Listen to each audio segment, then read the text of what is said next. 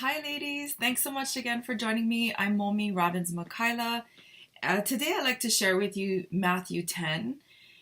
And I'm going to need to delve right in there because I want to read a lot of it to you. And typically, I don't. But this one, I feel like it warrants it. So I'm going to read from 10, about 5. But let me just give you a little bit of history in case you haven't seen the other videos. So by this time, he got baptized by John the Baptist, went up to the mountain, led by the Spirit, tempted by Satan. He, did not succumb to the temptations. He's ready to, take on begin his true mission, the very, very, I guess, active part of his mission where he's ministering for that 3 years, the last 3 years of his life. So he comes down, he's talking to the multitudes and sharing with them the teachings of the basic Christian, the tenets of Christian discipleship. And now he's sending out the 12, okay? So his 12 disciples.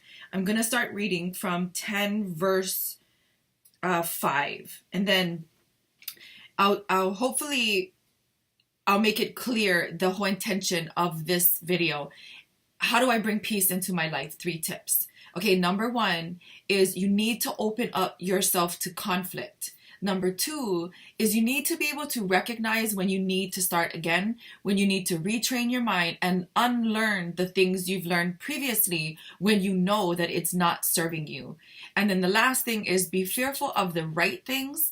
Don't be fearful of the things that you don't need to be, and trust in the right things. So be fearful of the things that you should be fearful about, but notice when you're fearful of things that have that you shouldn't. Okay, so those are the 3 tips.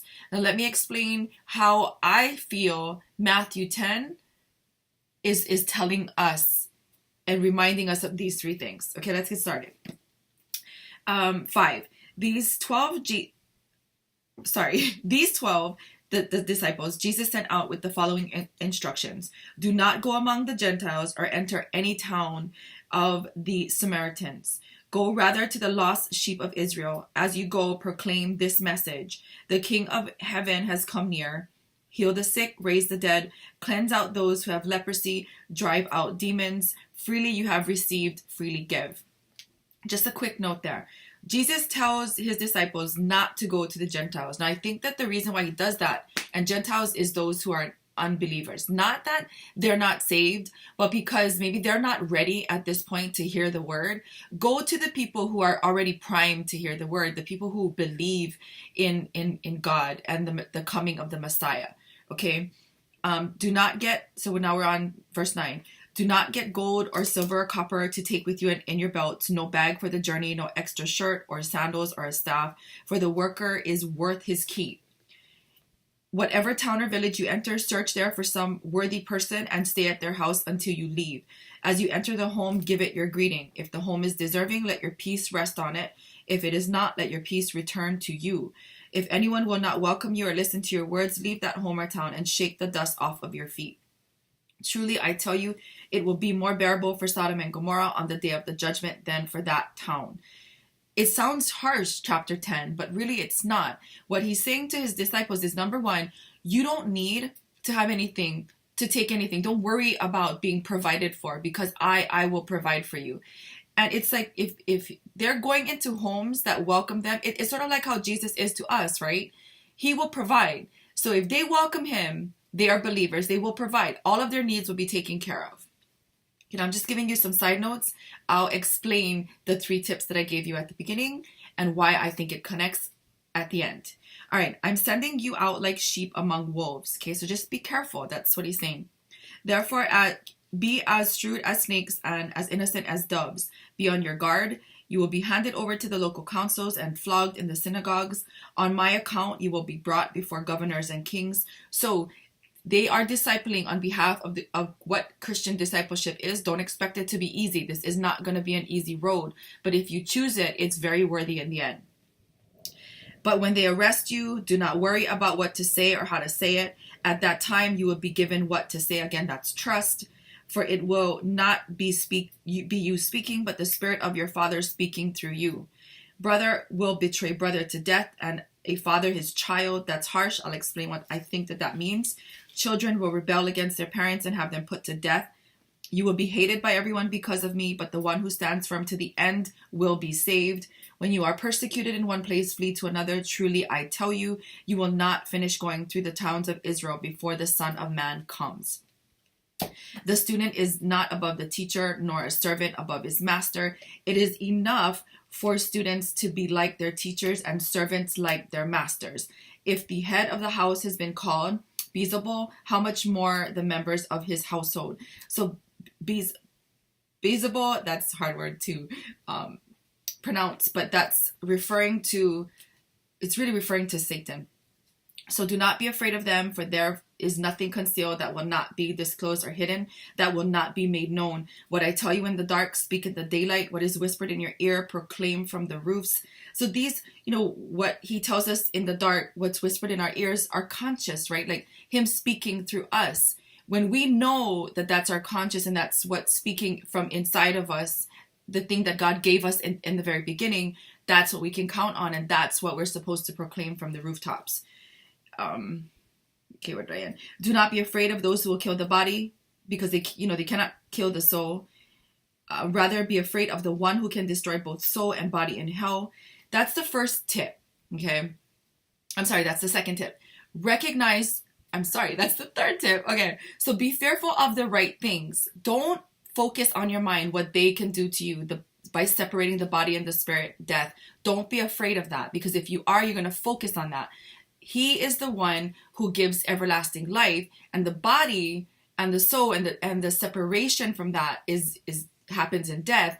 But in the end, those two will come together. So don't focus on that, because it's not a worry that we should have. Okay, are you not 2 sparrows sold for a penny? Yet not one of them will fall to the ground outside your Father's care, and even the very hairs on your head are all numbered. So don't be afraid. You're worth more than many sparrows. He's telling us our worth.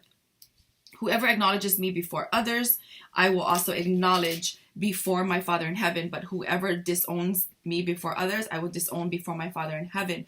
Do not suppose that I have come to bring peace to the earth. I did not come to bring peace, but a sword. For I have come to turn a man against his father, a daughter against his mother, a daughter-in-law against her mother-in-law. A man's enemies will be the members of his own household. That's harsh. I will explain that. Anyone who loves their father or mother more than me is not worthy of me. Anyone who loves their son or daughter more than me is not worthy of me. Whoever does not take up their cross and follow me is not worthy of me. Whoever finds their life will lose it, and whoever loses their life for my sake will find it. Anyone who welcomes you welcomes me, and anyone who welcomes me welcomes the one who sent me. Whoever welcomes a prophet as a prophet will receive a prophet's reward, and whoever welcomes a righteous person as a righteous person will receive a righteous person's reward. And if anyone gives a cup of cold water to one of these little ones who is my disciple, truly I tell you, that person will certainly not lose their reward. Okay, the 3 tips. How do I bring peace into my life? Number 1, open yourself up to conflict. In this chapter, it's harsh. It sounds harsh, right? Because we think of Jesus as the Prince of Peace, and he is. But how do we bring peace into our life? The first thing is sometimes you have to open up yourself to conflict. Here's what I mean, and I'll give you an example from my life. So my husband and I have been together for about 5 years, and I consider him the gift from God. And he thinks of me the same way. But that doesn't mean that we're not going to have conflict. So we decided to go to counseling to get some issues that we had resolved. Now, during those few months of counseling, it was almost like hell. It felt like that, because we were addressing things that were very, very, very uncomfortable. That sort of, like, for me, it made me cringe. I did not want to talk about it. But I also knew that in order to get the marriage that God meant for me, I'd have to address it. Or else, if I decided not to, then my choice would be to have a good marriage and not the wonderfully awesome marriage that I know God intended for me. But it takes work. So that conflict is sometimes the road to peace. I mean, think about it. Jesus came to show us the error of our ways, to be an example of how to live Christian discipleship. Sorry, my phone. And it takes kind of a stirring up. It takes a change, which brings me to my next tip. recognize when you need to start again. Now, some of the issues that my husband and I had, it came because both of us, we lived separate lives for many, many years, and we were very different kinds of people with different habits, with different upbringing. And I recognized that in order for me to have a strong marriage, I needed to retrain my mind. Now, people were telling me, let go, do this, do that. And I had great advice, I had great support, but I wasn't ready for it, nor did I totally understand it, nor did I know exactly what issues I was dealing with internally with my husband. So I needed to get to a point where I could recognize that I needed to start again. That means kind of erasing everything that I once knew to be, because my reality, my current situation, that previous learning didn't serve me in my current situation. So I had to recognize when I needed to start again, and then I needed to be committed to retraining my mind, unlearning the things that were not serving me. And that's what I think my husband and I did. Did we recognize this from the very beginning? Did we say, hey, babe, we need to recognize, I recognize that I need to start again. I need to retrain my mind. I need to unlearn all the unclean things that I've learned over the course of this, 37, 8, 9, whatever years. I didn't know that at the time. But now looking back, right, vision is 2020. In hindsight, that I know that that's what happened. I needed to recognize to start again, and I needed to be willing to retrain my mind. And again, that brings you very much open to conflict, and you need to deal with it. But know with all of your heart that in the end, it's always peace at the very end. But see, I think the thing that we do is we avoid the conflict and the change and all the unfamiliar things at all cost, that we never end up getting to the life we totally want, because we're afraid of that conflict and fear that it takes sometimes to get to the place we want to get to. And so I think Matthew 10 is a perfect example. I mean, even when he says, for I have come to turn a man against his father, a daughter against his mother, it sounds cruel, right? But it's really not. It's, you know what? I'm challenging you. If you want the relationships, the life, everything that I promised you can have, it's going to take work. And sometimes you're going to need conflict in order to get there. Okay, the last tip is be fearful of the right things. In almost all of chapter 10, Jesus tells his disciples, don't be afraid of them. Don't be afraid of being flogged, on behalf of your love of me. You will be persecuted, but don't be afraid of it, because in the end, who's all that matters? It's him. Why is it him? Because he's the deliverer of all good things anyway. So trust in him. Be fearful, and I say fearful meaning more mindful of him, because he is the gifter, right? So again, how do I bring peace into my life? 3 tips. Open yourself up to conflict. Trust in it. Make sure you got the right guidance and all that stuff, the right support and all that, but open yourself up to it. Be okay with change and fear. And even when you're cringing inside, and when you feel like you're sort of sitting on, how you're sitting on a medicine ball and you're kind of, you're vacillating back and forth and you're rocking and you don't feel so steady, be okay with it, because that'll take you to the place that you're destined to go. And the next, just recognize when what you're doing doesn't work. Don't get stuck in what so many of us can get stuck in, is just that existence. God did not mean for us to live a life where we're just existing. He meant for us to live a life where we are thriving and we are blessed and we feel joyous. We should feel joyous every day. That's a whole different principle for me too. I didn't even, recognize that. And then, again, recognize that you need to start again and retrain, unlearn the unclean things that we've been programmed to believe, and then trust in the right things. Be fearful of the right things. A lot of the times we are fearful of, the worst case scenario, when the likelihood of that happening is almost nothing. So again, be fearful of the right things, trust in the right things, and, go to the word when you're not sure. Find support that you need when you're not sure. Anyway, that was Matthew 10. I hope that helped you. I want to remind you again that if you are interested in reading my books, I have them my both books online at alohamomi.org. That's alohamomi.org. And then I also have a couple short stories on there as well.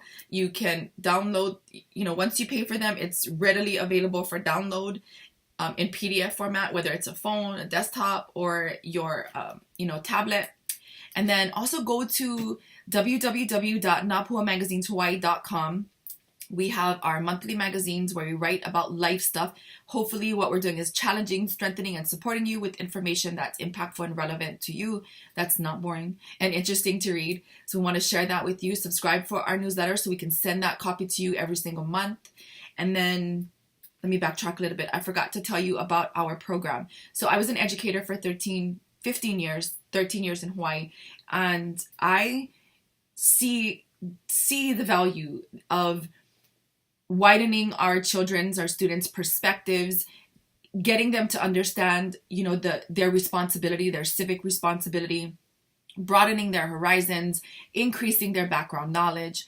And so every 1,000 books that I sell in a 90-day period, we are donating $500 to Hawaii students for anything that will help do those things: increase their background knowledge, expose them to the outside world, get them understanding civic responsibility. So again, alohamomi.org and napuamagazineshawaii.com.